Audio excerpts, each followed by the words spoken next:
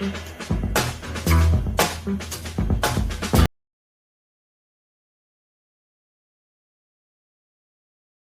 is a waste of everyone's time. There's so much more I could be doing right now.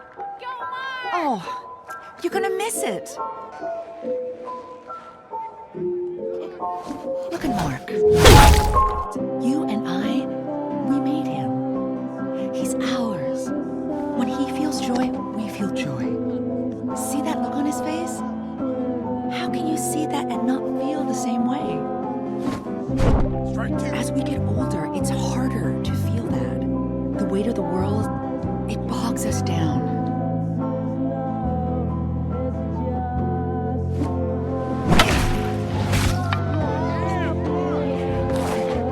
Nice one, honey! But our children remind us of the joys in life. It brings us back, shows us what life is all about. This is humanity.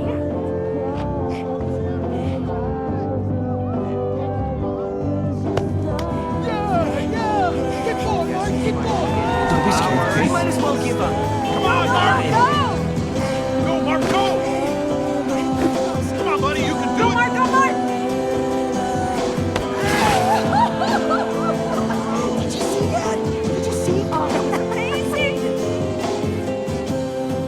Yeah. Yeah, I saw.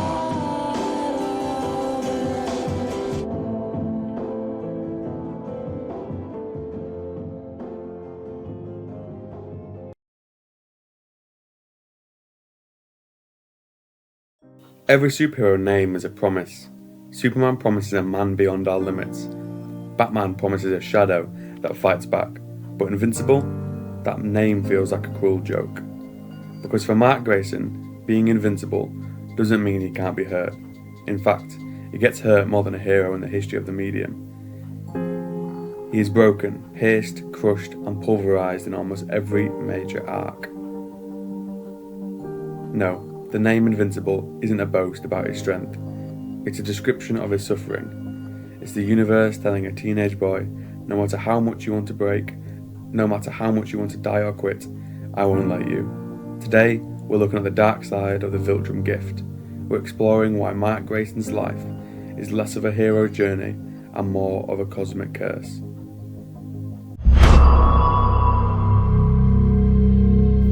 To understand the curse, we have to look at the biology. Viltrumites are designed for one thing: endurance. They are the apex predators of a galaxy because they can survive the vacuum of space, the heat of the sun, and the impact of a falling moon.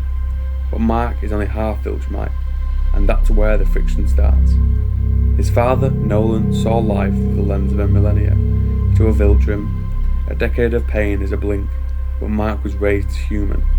He has a human heart, a human sense of time, and a human capacity for trauma.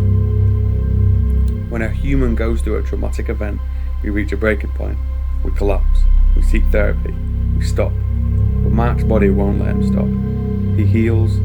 His scars disappear. The world looks at him and sees a perfect hero again, but they don't see that his mind is still stuck in the wreckage of the last war.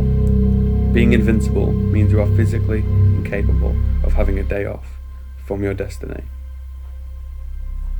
There's an old Greek myth about Sisyphus, a man condemned to roll a boulder up a hill for eternity, only for it to roll back down every time he's near the top. This is the structural loop of Invincible. Every time Mark achieves a normal life, dating Eve, going to college, helping his mum, the invincible side of him drags him back into the meat grinder. Notice the toll it takes in his relationships. How do you tell your girlfriend you're sorry for being late when you're busy watching a city get levelled? The curse here is isolation. Mark is the only one who can truly understand the weight of the Viltrum threat, which means he is the only one who must carry it. He's a boy who just wanted to be like his dad, only to realise his dad was a monster, and the only way to stop that monster is to become a bigger, more efficient weapon.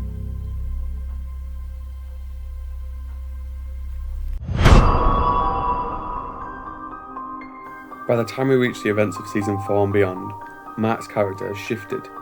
The gee-whiz kid from the suburbs is gone. In his place is a man who understands that peace is just the time you spend reloading for the next tragedy. This is what I call the Sun Eater philosophy. To save the many, Mark has to consume his own humanity. He has to make choices that are increasingly Viltrumite, calculated, cold, and brutal. We see him lose his mercy. We see him realise that being the good guy is a luxury he can no longer afford. The tragedy isn't that Mark dies, it's that he lives long enough to see himself become the very thing he fought against in Season 1. A ruler who decides who lives and who dies, because he's the only one who's strong enough to enforce it. So, is the name Invincible a lie? Not quite. It's just that we misunderstood what it meant.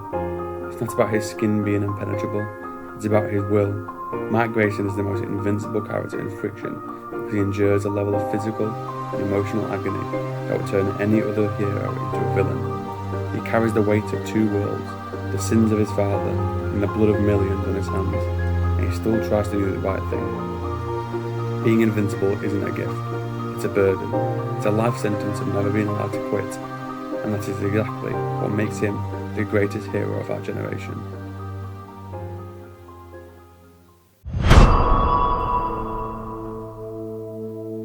As the series progresses, the curse of being invincible stops being about Mark's broken bones and starts being about his broken conscience. This is the moment the show moves from a coming-of-age story to a cosmic horror. Most heroes fight to save a city. Some fight to save a planet, but because Mark is invincible, because he can survive the vacuum of space and travel between stars, his neighbourhood is the entire galaxy, and that is a terrifying amount of math to do. Think about the trolley problem. Usually it's one person versus 5, but for Mark, the stakes are scaled up to a degree that are psychologically impossible for a human mind to process. If he spends a day being a good boyfriend to Eve and Earth, a dozen civilizations across the sector might fall to Viltrumite occupation. Every hour he sleeps, thousands die because he wasn't there to stop them. This is the cost of presence. Most heroes get to go home when the bank robbery is over. Mark's shift never ends because his reach is infinite. The curse isn't just that he can't help everyone, it's the crushing guilt that because he is invincible, he should be helping everyone, everywhere, all at once. We see him start to prioritise. We see him realise that to save 1 billion people in the near future, he has to let 1 million die today. That's not a hero's choice, that's a God's burden. As we watch the light leave Mark's eyes in these later seasons, we realise that his soul is being crushed by the sheer weight of the lives he didn't save.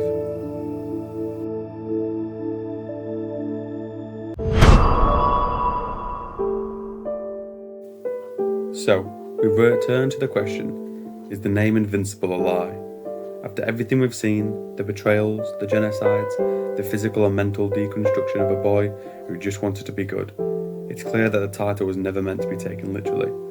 Mark Grayson is the most invincible hero in the history of the genre.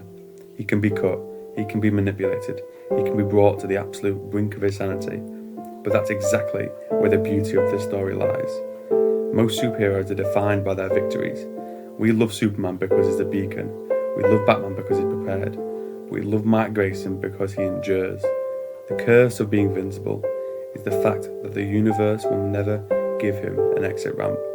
He is condemned to live, condemned to fight, and condemned to carry the weight of 1 billion lives on his shoulder until the stars go cold. And yet, despite the scars, both the ones on his chest and the ones on his soul, he still tries, he still reaches out a hand, he still chooses mercy in the galaxy that only understands strength. Being invincible isn't about being untouchable, it's about the fact that no matter how many times the world breaks you, you keep showing up to be broken again for the sake of someone else. Mark Grayson isn't a god, he's just a man who isn't allowed to quit, and maybe that's the most heroic thing of all.